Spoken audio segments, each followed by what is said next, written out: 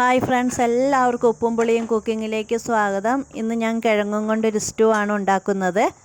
അതിൽ ഞാൻ തേങ്ങയോ തേങ്ങാപ്പാലോ ഒന്നും ചേർക്കാണ്ട് സിമ്പിളായിട്ട് നല്ല ടേസ്റ്റ് ആയിട്ടുള്ളൊരു സ്റ്റൂ ആണ്. അപ്പോൾ അതെങ്ങനെയാണ് ഉണ്ടാക്കുന്നതെന്ന് നോക്കാം. അതിലേക്ക് വേണ്ടി ഞാനൊരു 5 കിഴങ്ങ് എടുത്തിട്ടുണ്ട്. ഒരു 3-4 സവോള, ഒരു വലിയ സവോളയും 4 ചെറിയ സവോളയാണ് എടുത്തിരിക്കുന്നത്. 2-3 പച്ചമുളക് എടുത്തിട്ടുണ്ട്. ഇനി ആ കിഴങ്ങൊന്ന് കഷ്ണങ്ങളാക്കി കുക്കറിലിട്ട് വേവിച്ചെടുക്കണം. കിഴങ്ങ് കുക്കറിലേക്ക് ഇട്ട് കൊടുക്കുക. അതുപോലെ തന്നെ ഈ സവോളയൊക്കെ അരിഞ്ഞത് പച്ചമുളകും കൂടെ അതിലേക്ക് ചേർത്ത് കൊടുക്കുക.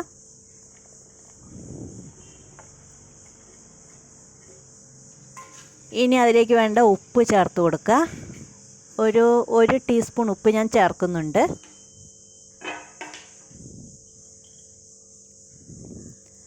അര ടേബിൾ സ്പൂൺ മഞ്ഞൾപ്പൊടി ചേർക്കുന്നുണ്ട്. ഒരു അര ഗ്ലാസ് വെള്ളം ഒഴിച്ച് ഇത് കുക്കറിലൊന്ന് വേകാൻ വയ്ക്കാം. ഒരു വിസിലടിച്ചാൽ മതിയാകും. ഇനി ഒരു ചീനിച്ചട്ടിയിലേക്ക് 2-3 ടേബിൾ സ്പൂൺ വെളിച്ചെണ്ണ ഒഴിച്ച് കൊടുക്കുക. ഒരര ടേബിൾ സ്പൂൺ കടുക് ഇട്ട് പൊട്ടിക്കാം. കടുക് പൊട്ടി വരുമ്പോൾ 2-3 വറ്റൽ മുളക് മുറിച്ച് അതിലേക്ക് ഇട്ട് കൊടുക്കുക.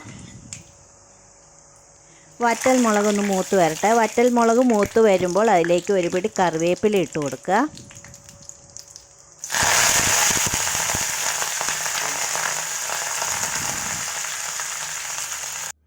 ഇനി നമ്മൾ ആ വേവിച്ച് വെച്ചിരിക്കുന്ന കിഴങ്ങ് ഞാൻ ഒരു വിസിലടിച്ചിട്ട് ആണ് അത് വേവിച്ചിരിക്കുന്നത്, അതിലേക്ക് ചേർത്ത് കൊടുക്കുക.